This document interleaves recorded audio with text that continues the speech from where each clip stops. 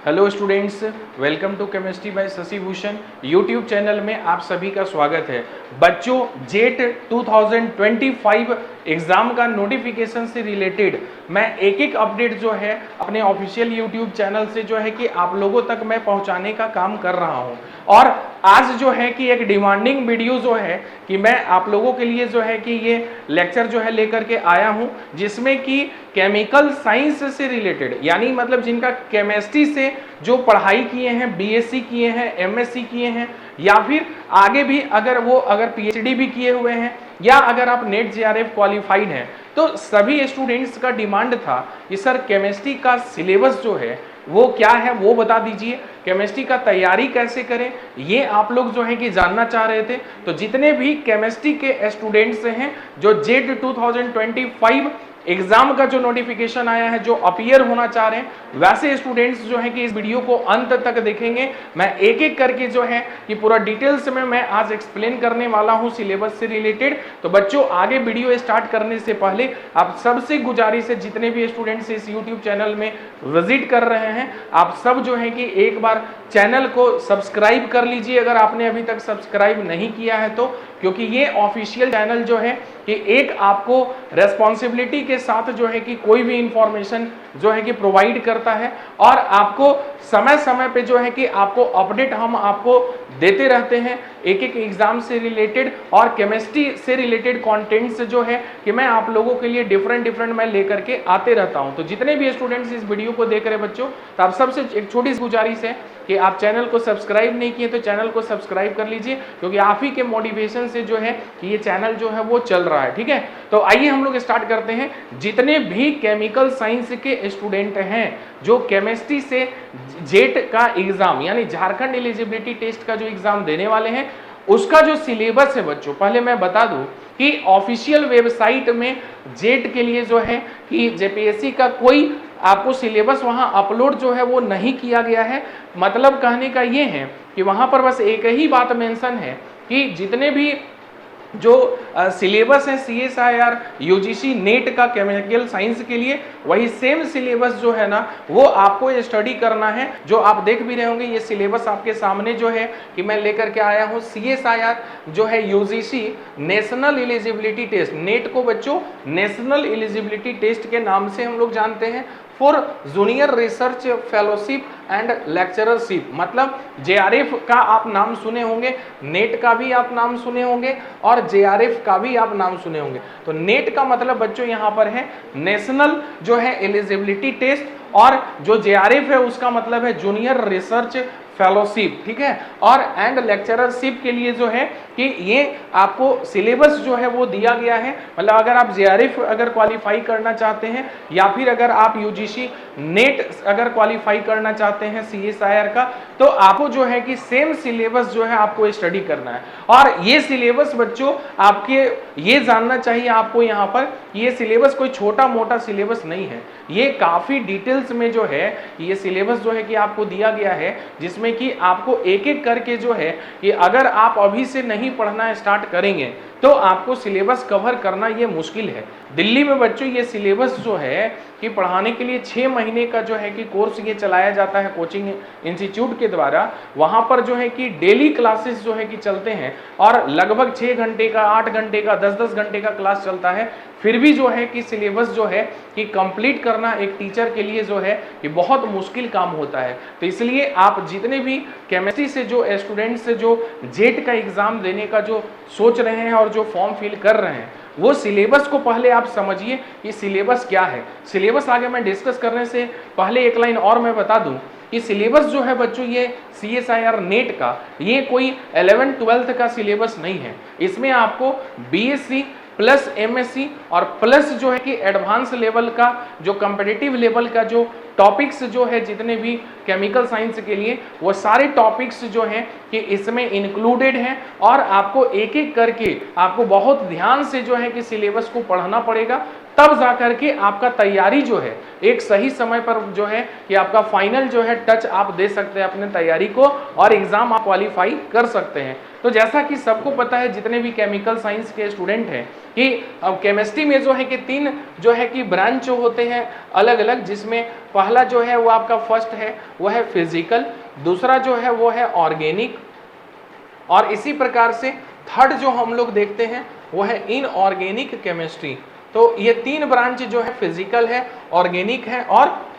Inorganic chemistry है, ये तीनों जो हैं ये आपको स्टडी करना है आपके सिलेबस के अंडर में। और इसमें बच्चों जो सिलेबस जो दिया हुआ है उसमें आपको एक एक करके जो है कि आपको मैं बताने जा रहा हूं, जिसमें सबसे पहले जो है आप अगर यहाँ पर देखेंगे तो आपको मेंशन जो किया हुआ है यहाँ पर सिलेबस में वो है इनऑर्गेनिक केमिस्ट्री। सबसे पहले अगर आप देखेंगे तो देखिए यहाँ पर इनऑर्गेनिक केमिस्ट्री है केमिकल साइंस का, उसमें पहला जो चैप्टर है बच्चों ये केमिकल पीरियोडिसिटी है। आप 11th क्लास से जो है ये चैप्टर को पढ़ते आ रहे हैं केमिकल पीरियोडिसिटी को, तो फर्स्ट जो चैप्टर दिया गया है वो है केमिकल पीरियोडिसिटी, ये आपको स्टडी करना है। दूसरा जो है आप केमिकल बॉन्डिंग चैप्टर जो है वो 11th क्लास से पढ़ते आ रहे हैं, उसमें जो है कि आपको सिलेबस में दिया हुआ structure and bonding in homo and heteronuclear molecules including shapes of molecules VSEPR theory, जिसको valence shell electron pair repulsion theory भी हम लोग बोलते हैं। ठीक है, तो ये जो है कि आपको केमिकल बॉन्डिंग से रिलेटेड जो है कि ये आपका इनऑर्गेनिक केमिस्ट्री का ये जो सिलेबस है इसमें केमिकल बॉन्डिंग से रिलेटेड जो है ये सेकेंड नंबर टॉपिक जो है आपको दिया गया है। थर्ड टॉपिक में अगर आप आते हैं तो इसमें देखिए मेंशन किया हुआ concepts of acids and bases और hard soft acid base concept और नॉन एक्वस सॉल्वेंट, ये पूरा का पूरा जो है एसिड और बेस का कॉन्सेप्ट तो 11th क्लास में भी बच्चे जो है वो स्टडी करते हैं इक्विलिब्रियम वाले चैप्टर में, लेकिन जो हार्ड सॉफ्ट एसिड बेस का जो कॉन्सेप्ट है और इसके साथ साथ जो नॉन एक्वस सॉल्वेंट है ये BSc के जो है कि आपको बुक में जो है कि ये चैप्टर जो है आपको मिल जाएगा, आप आराम से जो है कि वहां से जो है आप स्टडी कर सकते हैं, क्योंकि सिलेबस तो आपको मिल जाएगा लेकिन आपको ये नहीं पता चलेगा कि पढ़ना कहाँ से है और कैसे पढ़ना है और कितना पढ़ना है। तो ये जो है कि मैं एक एक करके चैप्टर वाइज जो है आपको मैं डिटेल्स में मैं इस वीडियो में मैं बता रहा हूँ। तो जितने भी स्टूडेंट केमिस्ट्री से हैं वो इस लेक्चर को आप अंत तक देखिए, आपको हर एक टॉपिक में जो है हर एक चैप्टर में मैं डिटेल्स में एक एक बात को जो है मैं बताते चल रहा हूँ। नेक्स्ट जो है वह main group elements and there compounds. Main group बच्चों अगर आपको पता हो तो एस ब्लॉक जब आप पढ़ते हैं और पी ब्लॉक जब आप पढ़ते हैं तो उसको जनरली हम लोग जो है कि मेन ग्रुप एलिमेंट्स के अंदर में जो है कि हम लोग स्टडी करते हैं। उसमें आपको एलोट्रॉपी पढ़ना है, सिंथेसिस पढ़ना है, उसका स्ट्रक्चर पढ़ना है एंड बॉन्डिंग पढ़ना है, industrial importance of the compounds. ये कंप्लीटली जो है कि एस ब्लॉक और पी ब्लॉक से रिलेटेड जो है कि ये आपका चैप्टर जो है 4th नंबर में इनऑर्गेनिक केमिस्ट्री में दिया हुआ है। इसके बाद अगर 5th नंबर में अगर आप आते हैं तो नेक्स्ट देखिए ट्रांजिशन एलिमेंट्स दिया हुआ है। जैसा कि आपको पता है ट्रांजिशन एलिमेंट जो है कि डी ब्लॉक का जितने भी एलिमेंट्स हैं उसको हम लोग ट्रांजिशन एलिमेंट्स के नाम से जानते हैं। ठीक है, एंड कोऑर्डिनेशन कंपाउंड, दोनों को मर्ज कर दिया गया है, ट्रांजिशन एलिमेंट्स को और कोऑर्डिनेशन कंपाउंड को। तो इसलिए ये चैप्टर काफी बड़ा हो जाता है और काफी वेटेज है इससे कि आपको मार्क्स जो हैं कि ज़्यादा से ज़्यादा जो है कि इस चैप्टर से आपको मिल सकते हैं,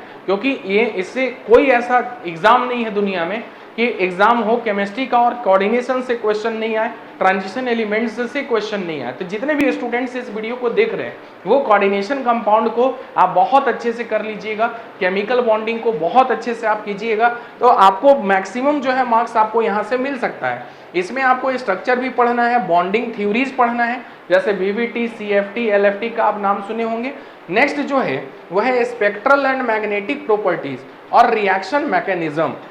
रिएक्शन मैकेनिज्म ये ऑर्गेनिक केमिस्ट्री का नहीं है, ध्यान देंगे। ये आप जो आपको जो पढ़ना है वो कोऑर्डिनेशन का जो है कि रिएक्शन मैकेनिज्म आपको पढ़ना है, जिसमें dissociative mechanism, associative mechanism, interchange pathway, ये सब जो है कि आप स्टडी करते हैं इसके अंडर में पूरा डिटेल्स में आपको पढ़ना है। नेक्स्ट 6th नंबर में जो है बच्चों इसी प्रकार से इनर ट्रांजिशन एलिमेंट, मतलब एफ ब्लॉक जो है वो भी जो है कि आपको इसमें कंक्लूड किया गया है, जिसमें स्पेक्ट्रल एंड मैग्नेटिक प्रॉपर्टीज जो है, रेडॉक्स केमिस्ट्री जो है, एनालिटिकल एप्लीकेशंस जो है, ये आपको स्टडी करना है। 7वें नंबर में जो है बच्चों आपको ऑर्गेनोमेटालिक कंपाउंड्स दिया हुआ है। ये बीएससी में भी बच्चे जनरली स्टडी करते हैं और एमएससी में भी स्टडी करते हैं, आपको वहां पर मिल जाएगा। इसमें आपको ऑर्गेनोमेटालिक कंपाउंड का सिंथेसिस पढ़ना है, बॉन्डिंग पढ़ना है, स्ट्रक्चर पढ़ना है, रिएक्टिविटी पढ़ना है और ऑर्गेनोमेटालिक्स इन होमोजेनियस कैटालिसिस जो है ये आपको स्टडी करना है। नेक्स्ट 8 नंबर में जो है कि केजेस एंड मेटल क्लस्टर्स, ये जो है कि जनरली आपको बीएससी के बुक में भी थोड़ा कंटेंट मिलेगा और डिटेल्स में अगर आपको पढ़ना है तो मास्टर डिग्री का जो सिलेबस है उसको आपको टच करना पड़ेगा, ठीक है। नेक्स्ट है 9th नंबर में एनालिटिकल केमिस्ट्री, जो एक अपने आप में केमिस्ट्री का बहुत इंपॉर्टेंट ब्रांच है। एनालिटिकल केमिस्ट्री के लिए जो है कि आपको अलग से जो है कि बुक्स भी कई मार्केट में अवेलेबल हैं। मैं सजेस्ट करूंगा कि एनालिटिकल केमिस्ट्री के लिए जो है कि अगर आप बुक परचेज कर सकते हैं तो कर लीजिए, क्योंकि इसमें डिटेल्स में जो है कि आपको सेपरेशन भी पढ़ना है, spectroscopic, electro and thermo analytical methods जो है ये आपको स्टडी करना है। नेक्स्ट जो है मैं एक एक करके मैं यहाँ पर बता रहा हूँ, जिसमें कि 9th नंबर तक अभी हम लोग कंप्लीट किए हैं। 10 नंबर, 11 नंबर और 12 नंबर। अब जो है कि हम लोग समझेंगे यहाँ पर 10 नंबर में। 10th नंबर में आपको दिया हुआ देखिए बायो इनऑर्गेनिक केमिस्ट्री। ये जब एनईपी जब से लॉन्च हुआ है बच्चों, तो आपको जो बायो इनऑर्गेनिक केमिस्ट्री है इसका कुछ पार्ट जो है कि आपको बीएससी में भी जो है कि ये दे दिया गया है। और डिटेल्स अगर स्टडी करना चाहते हैं तो एमएससी के सिलेबस में भी जो है कि आपको ये मिल जाएगा। तो जितने भी स्टूडेंट बीएससी अगर कर चुके हैं, मास्टर डिग्री अभी कर रहे हैं अगर आप, तो आपके पास अभी करंट में सब कुछ होगा, बुक्स वगैरह, तो आप वहां पर देख सकते हैं जा करके, आपको मिल जाएगा। और एमएससी कर रहे हैं तो एमएससी के बुक में भी जो है कि आप जहां पर भी हैं कि जिस किसी भी कॉलेज में है तो वहां के लाइब्रेरी में जो है कि आप जा करके आप वहां से देख सकते हैं, ठीक है। नेक्स्ट जो है इसमें बायो इनऑर्गेनिक केमिस्ट्री में पहले फोटो सिस्टम्स पढ़ना है, पोरफायरिन्स पढ़ना है, मेटालो एंजाइम्स है, ऑक्सीजन ट्रांसपोर्ट है, इलेक्ट्रॉन ट्रांसफर रिएक्शन है, नाइट्रोजन फिक्सेशन है, मेटल कॉम्प्लेक्सेस इन मेडिसिन है। इसी प्रकार से 11th नंबर में अगर आप देखेंगे तो इसमें मेंशन किया हुआ है characteristics of inorganic compounds by IR, Raman, NMR, EPR, Mossbauer, UV visible, NQR, MS, electron spectroscopy and microscopic techniques. ये जो है कि इसको कंप्लीट अगर आप बोलेंगे तो इसको इनऑर्गेनिक स्पेक्ट्रोस्कोपी के नाम से जो है कि ये स्टडी करते हैं बच्चे जनरली कॉम्पिटिटिव एग्जाम वाले जो नेट गेट का एग्जाम देते हैं या आईआईटी एग्जाम का, तो वो इनऑर्गेनिक स्पेक्ट्रोस्कोपी के अंडर में जो है कि इस टॉपिक को जो है इस चैप्टर को स्टडी करते हैं कंप्लीट इनऑर्गेनिक केमिस्ट्री में, जिसमें आईआर से लेकर रमन से लेकर के एनएमआर से लेकर के यूवी विजिबल से लेकर के ईपीआर से लेकर के मॉसबेयर स्पेक्ट्रोस्कोपी, ये सारा चीज जो है कि वो एक एक करके स्टडी करते हैं। नेक्स्ट जो 12 नंबर में है वह है न्यूक्लियर केमिस्ट्री। इससे भी बहुत सारे क्वेश्चंस जो है कि केमिकल रिएक्शंस जो है वो दे करके और क्वेश्चंस जो है आप देखते होंगे पूछा जाता है, जिसमें न्यूक्लियर रिएक्शंस पढ़ना है, फिजन एंड फ्यूजन पढ़ना है और रेडियो एनालिटिकल टेक्निक्स पढ़ना है एंड एक्टिवेशन एनालिसिस पढ़ना है। तो ये जो बच्चों कंप्लीट जो है कि अभी मैं एक पार्ट में डिस्कस किया हूँ इनऑर्गेनिक केमिस्ट्री का। नेक्स्ट जो है कि आगे हम लोग अभी देखेंगे इसमें कि फिजिकल केमिस्ट्री में जो है कि कौन कौन से चैप्टर्स हैं जो आपको पढ़ना है और कैसे पढ़ना है, कहाँ से पढ़ना है, ये भी जो है कि मैं डिटेल्स में जो है कि मैं एक एक करके जो है मैं आपको बता रहा हूँ। तो नेक्स्ट जो है आप देखिए यहाँ पर मेंशन किया हुआ है आपको फिजिकल केमिस्ट्री। अभी तक हम लोग इनऑर्गेनिक केमिस्ट्री डिस्कस कर रहे थे और अब जो आपको पढ़ना है वो है फिजिकल केमिस्ट्री से रिलेटेड जो है कि आपको यहाँ पर स्टडी करना है। इसमें जो है कि हम लोग देखेंगे यहाँ पर बच्चों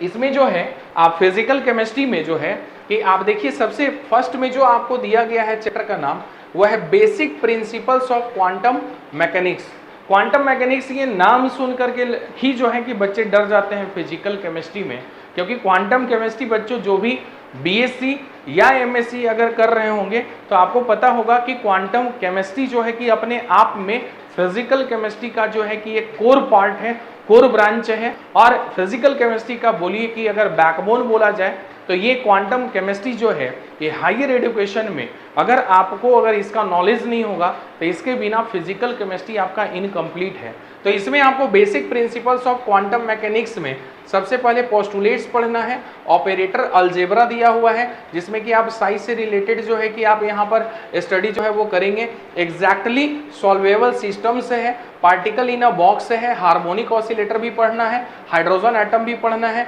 including shapes of atomic orbitals पढ़ना है, ऑर्बिटल पढ़ना है, एंड स्पिन एंगुलर मोमेंटम और टनलिंग जो है, ये सारा जो है कि क्वांटम का पार्ट है। और ये देखने में लग रहा होगा आप लोग को कि ये 4 लाइन का सिलेबस लिखा हुआ है, लेकिन अगर क्वांटम अगर आप अच्छे से पढ़ने अगर जाएंगे तो 1.5-2 महीना जो है आपको सिर्फ क्वांटम पढ़ने में जो है 2 महीना लग जाएगा आपको, बढ़िया से अगर आप पढ़ेंगे डिटेल्स में, तो अगर जो सिलेबस दिया हुआ है। उसके बाद जो है कि सेकेंड नंबर जो दिया हुआ वो है approximate methods of quantum mechanics. इसमें अप्रोक्सीमेट मेथड्स दिया हुआ जिसमें वेरिएशनल प्रिंसिपल है, perturbation theory up to second order in energy applications, मतलब आपको पर्टर्बेशन जो थ्योरी पढ़ना है वो सेकेंड ऑर्डर तक ही पढ़ना है, सेकेंड ऑर्डर से आगे जो है कि आपके एग्जाम में भी क्वेश्चन नहीं आएगा। थर्ड जो दिया हुआ है वह है atomic structure and spectroscopy. Next उसी में टर्म सिंबल पढ़ना है जो काफी इंपॉर्टेंट है ये चैप्टर, इससे जो है कि question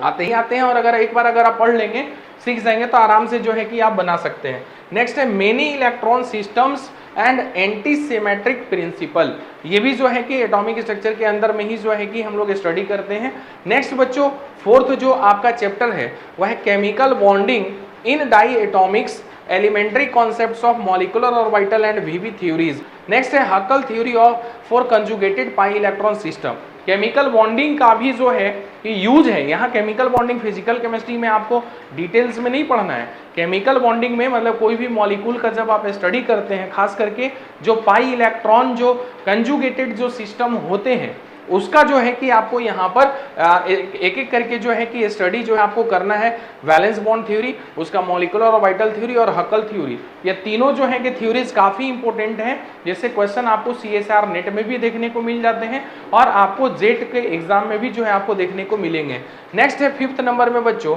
chemical applications of group theory, symmetry elements, point groups, character table और सिलेक्शन रूल्स। ग्रुप थ्योरी एक इंपॉर्टेंट पार्ट है CSIR नेट के लिए, जिससे क्वेश्चन आते ही आते हैं, क्वेश्चंस हमेशा पूछे जाते हैं ग्रुप थ्योरी से। तो ये भी जो क्वेश्चन है आपको एक एक करके जो है कि इसमें आपको पढ़ना जरूरी है। ग्रुप थ्योरी अपने आप में जो है कि एक इमेजिनेशन का पार्ट है, ये चैप्टर है जिसमें बहुत सारे क्वेश्चंस जो है कि आपसे कैरेक्टर टेबल से रिलेटेड, पॉइंट ग्रुप से रिलेटेड जो है, सिमेट्री से रिलेटेड जो है कि उसमें पूछे जाते हैं, जो आपको डिटेल्स में आपको स्टडी करना पड़ेगा, तब जा करके इससे जो है कि आप क्वेश्चंस अटेम्प्ट कर पाएंगे। ये अभी जो है कि 5 चैप्टर हम लोग फिजिकल केमिस्ट्री में देख चुके हैं। नेक्स्ट जो है आप देखिए इसमें अभी आपको कंटिन्यू आपको सिलेबस जो है आपको देखने को मिल रहा होगा, जिसमें 6th नंबर में जो है बच्चों आपको पढ़ना है मॉलिक्यूलर स्पेक्ट्रोस्कोपी। ये फिजिकल केमिस्ट्री का ये स्पेक्ट्रोस्कोपी है,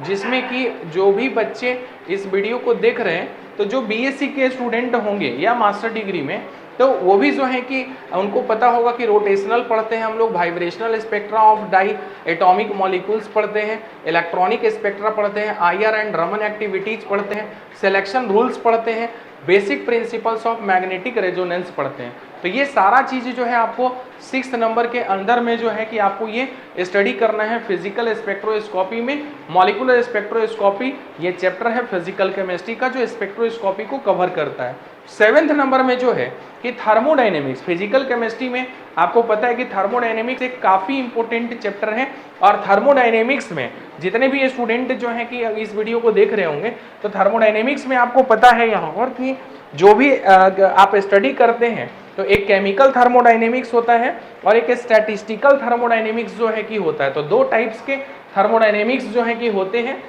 जिसमें केमिकल थर्मोडायनेमिक्स में जो है कि बेसिकली लॉ मतलब zeroth law, first law, second law of thermodynamics, third law of thermodynamics, ये स्टडी करते हैं। स्टेट एंड पाथ फंक्शंस पढ़ना है और देयर एप्लीकेशंस, नेक्स्ट है thermodynamic description of various types of processes, जिसमें आप आइसोकोरिक जो है, आइसोबारिक, आइसोथर्मल, एडियाबैटिक, ये सब जो है आप स्टडी करते हैं। नेक्स्ट है मैक्सवेल रिलेशंस, जो काफी इंपॉर्टेंट है, जिससे क्वेश्चंस हमेशा एग्जाम में आपको देखने को मिलते हैं। नेक्स्ट है spontaneity and equilibria, temperature and pressure dependence of thermodynamic quantities, Le Chatelier principle, elementary description of phase transitions, phase equilibria and phase rule, thermodynamics of ideal and non ideal gases and solution. मतलब chemical thermodynamics पूरा cover किया हुआ है। और उसी के नीचे में देखिए थर्मोडायनेमिक्स का एक काफी इंपॉर्टेंट पार्ट है स्टैटिस्टिकल थर्मोडायनेमिक्स। ये काफी इंपॉर्टेंट है, जिससे क्वेश्चन इससे भी जो है कि आपको एग्जाम में देखने को हमेशा जो है कि मिलते हैं स्टैटिस्टिकल थर्मोडायनेमिक्स से।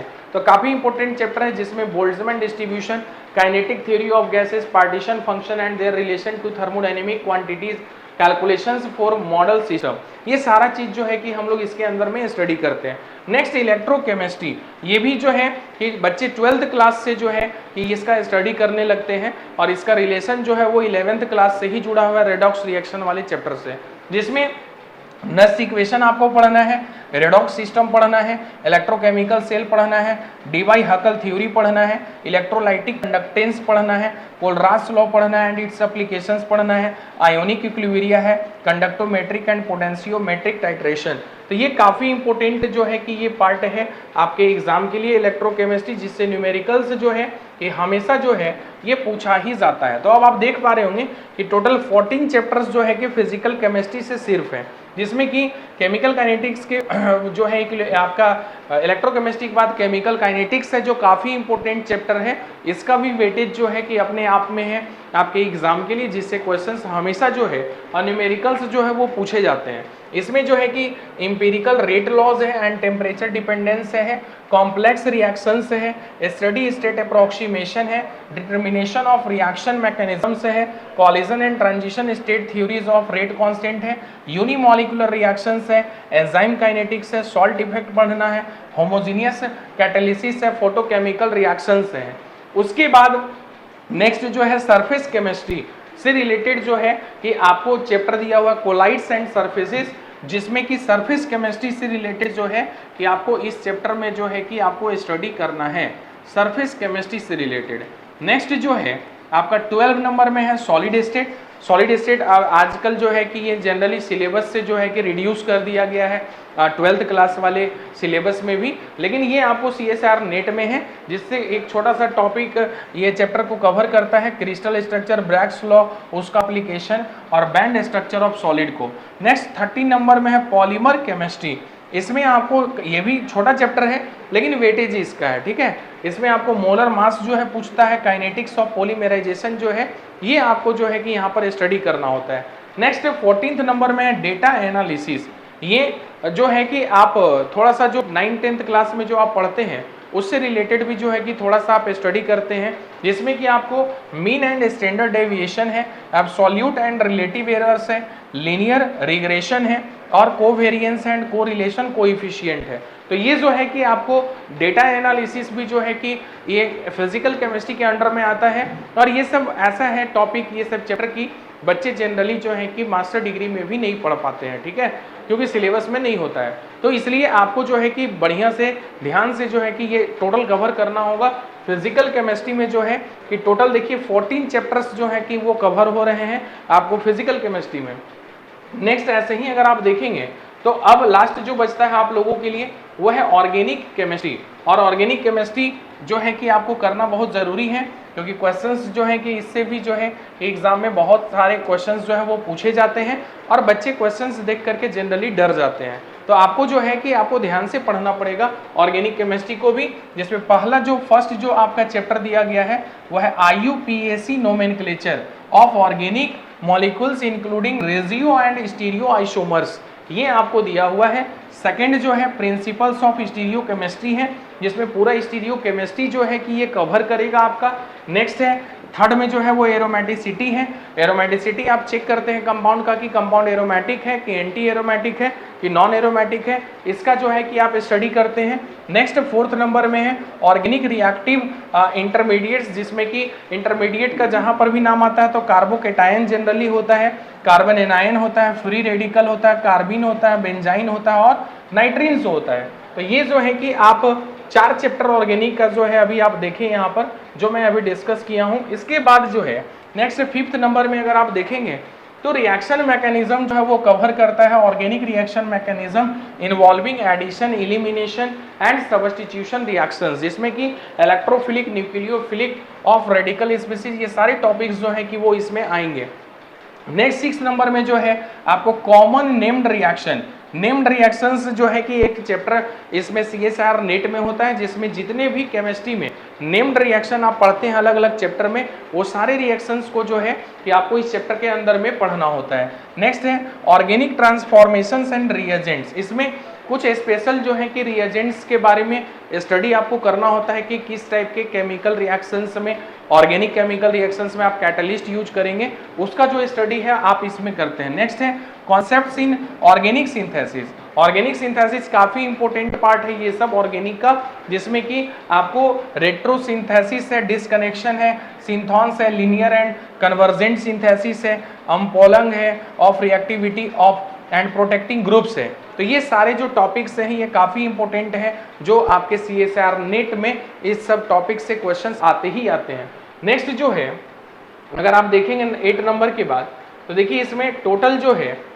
आपको जो स्टडी करना है वो 9 नंबर में फिर है एसिमेट्रिक सिंथेसिस, जिसमें कि सारे न्यू टॉपिक्स आपको दिख रहे होंगे, जैसे कायरल ऑक्सिलरीज है, मेथड्स ऑफ एसिमेट्रिक इंडक्शन दिया हुआ है, सबस्ट्रेट दिया हुआ है, रिएजेंट है एंड कैटलिस्ट कंट्रोल्ड रिएक्शन है। इस तरह से सारी न्यू टॉपिक जो है कि इसमें एसिमेट्रिक सिंथेसिस में आपको मेंशन है। नेक्स्ट पेरीसाइक्लिक, ये काफ़ी इंपॉर्टेंट है, पेरीसाइक्लिक आपको कवर करना ही करना है अच्छे से, क्योंकि पेरीसाइक्लिक केमिस्ट्री से जो है कि आपको बहुत सारे जो है कि आपके क्वेश्चंस जो है कि एग्जाम में आपको देखने को मिलेंगे। नेक्स्ट है आपको जो 11 नंबर में वो है synthesis and reactivity of common heterocyclic compounds containing 1 और 2 हेट्रो एटम्स। जैसे इसमें इस चैप्टर को जो है कि हेट्रोसाइक्लिक कंपाउंड्स के नाम से जो है कि हम लोग जो है कि इसको स्टडी करते हैं हेट्रोसाइक्लिक कंपाउंड्स के नाम से। तो ये जो है कि काफ़ी इंपॉर्टेंट चैप्टर ये 11 नंबर भी है। 12 नंबर जो है वो है केमिस्ट्री ऑफ नेचुरल प्रोडक्ट्स, जिसमें कि आपको कार्बोहाइड्रेट्स के बारे में पढ़ना है, प्रोटीन्स के बारे में पढ़ना है, पेप्टाइड्स के बारे में पढ़ना है, फैटी एसिड्स के बारे में पढ़ना है, न्यूक्लिक एसिड्स के बारे में पढ़ना है, टर्पिन्स के बारे में पढ़ना है, स्टेरॉइड्स है, अल्कलॉइड्स है, बायोजेनेसिस ऑफ टर्पेनोइड्स है एंड अल्कलॉइड्स है। तो ये सारी जो हैं कि केमिस्ट्री ऑफ नेचुरल प्रोडक्ट में जो है आपको स्टडी करना है। इसी प्रकार से 13 नंबर में ऑर्गेनिक स्पेक्ट्रोस्कोपी है, जैसे आपने इनऑर्गेनिक में भी देखा, आपने फिजिकल में भी देखा, वैसे ही जो है कि ऑर्गेनिक में भी जो है कि हम लोग स्पेक्ट्रोस्कोपी का जो है स्पेशल स्टडी करते हैं। फिजिकल, ऑर्गेनिक और इनऑर्गेनिक, ये तीनों पार्ट में जो है कि आपको स्पेक्ट्रोस्कोपी जो है वो स्टडी करना होता है। और स्पेक्ट्रोस्कोपी आपका पीछा नहीं छोड़ेगा, क्योंकि ये काफ़ी इंपॉर्टेंट पार्ट जो है कि केमिस्ट्री का होता है, जिसमें कि क्वेश्चंस हर एक एग्जाम में जो है कि क्वेश्चंस आते ही आते हैं। जैसे आपने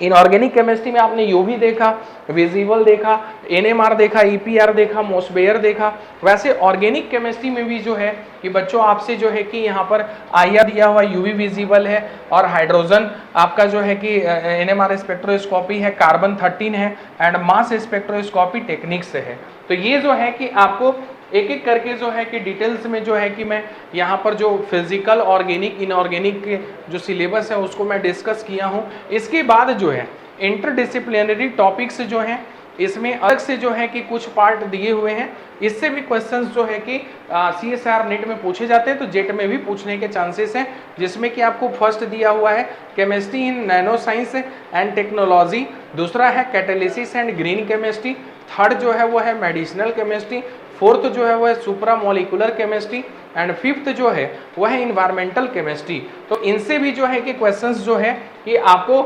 पूछे जाते हैं एग्जाम में। तो छोटे छोटे क्वेश्चंस इससे रहते हैं, अगर आप इसको थ्योरी पार्ट अगर अच्छे से कवर कर लेंगे तो आपको जो है कि किसी भी प्रकार का दिक्कत नहीं होगा। तो अभी जो है बच्चों ये बेसिकली आज जो है कि इस वीडियो लेक्चर में आप लोगों के लिए काफ़ी इंपॉर्टेंट पार्ट जो है आपका जेट एग्जाम से रिलेटेड जो है मैं डिस्कस किया हूँ यहाँ पर सिलेबस केमिस्ट्री का, जिसमें मैं एक एक बात जो है कि मैं मेंशन किया हूँ CSIR UGC नेट से रिलेटेड, इसमें क्लियर मेंशन किया हुआ है। और देखिए यहाँ पर केमिकल साइंसेस लिखा हुआ है, इसके अंडर में फिजिकल का, ऑर्गेनिक का और इनऑर्गेनिक केमिस्ट्री का, ये तीनों का जो है कि मैं डिटेल्स में जो है कि मैं यहाँ पर स्टडी किया जो है कि आपको कैसे करना है, आपको क्या क्या पढ़ना है फिजिकल में, ऑर्गेनिक में और इनऑर्गेनिक में जेट एग्जाम के लिए, ये मैं डिटेल्स में जो है कि इस वीडियो में मैं डिस्कस किया हूँ। तो आई थिंक ये वीडियो जो है आप लोगों के लिए काफ़ी हेल्पफुल रहा होगा। तो जितने भी स्टूडेंट केमिस्ट्री से आप हैं और अगर जेट का